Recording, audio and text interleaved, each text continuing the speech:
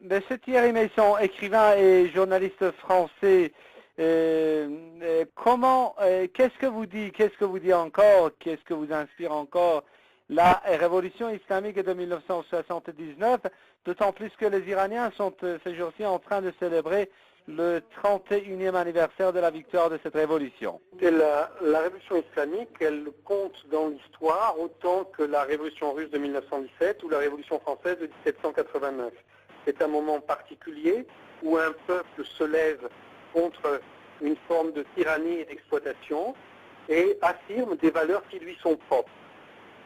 Donc, de ce point de vue, c'est un événement majeur de l'histoire contemporaine. Alors, ensuite, qu'est-ce que l'Iran a fait de sa révolution? Qu'est-ce qu'il en reste aujourd'hui? Quelle impulsion cela donne? Bon, il y a certainement, comme dans toute révolution, un bilan est toujours mitigé, mais ce que l'on peut constater, c'est que des années après, l'Iran reste un point de référence pour un grand nombre de mouvements révolutionnaires dans le monde. Donc, c'est le signe que, oui, l'Iran n'a pas trahi sa révolution, mais a réussi un véritable changement, qui certainement n'est pas terminé, mais a réussi un véritable changement qui est aujourd'hui un exemple pour les autres. Monsieur Meyssan, vous venez de faire allusion aux révolutions russes et françaises pour conclure que la révolution iranienne aussi était un événement important contemporain.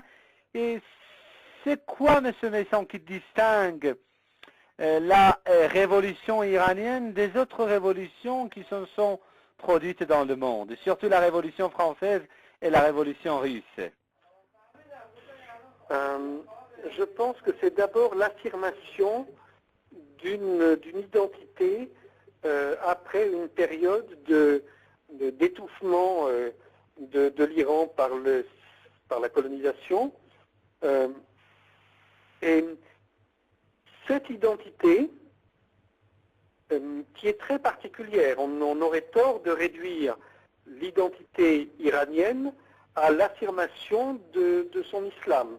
C'est quelque chose qui est plus large que cela, qui prend des racines beaucoup plus anciennes dans l'histoire. Donc l'affirmation de cette identité a permis de lever un espoir particulier pour beaucoup de peuples qui étaient victimes de la colonisation. Et Monsieur Meyssan, comme vous le savez très bien, on est en train de célébrer le 31e anniversaire de la victoire de cette révolution, à un moment où l'Iran et l'ordre de la République islamique d'Iran fait toujours l'objet des sanctions, des menaces. Comment peut-on expliquer cette politique hostile de certaines puissances occidentales à l'égard de l'Iran et de son ordre de la République islamique?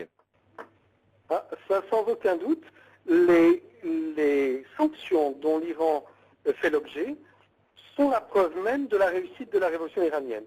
On peut se souvenir que, de la même manière, des sanctions ont été prises contre la Russie après la révolution de 1917, contre la France après la révolution de 1789, et que ces sanctions ont duré plusieurs décennies. En tout cas, elles ont duré tant que ces États étaient porteurs d'un message qui venait troubler le système.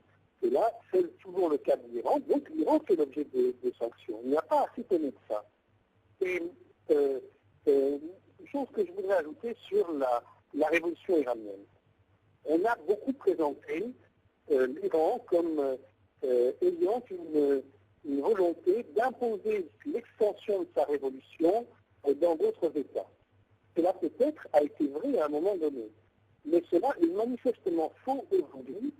L'Iran ne prétend pas étendre son modèle révolutionnaire, mais l'Iran prétend étendre ses aspirations, ses exigences, permettre à d'autres peuples d'avoir les mêmes intentions.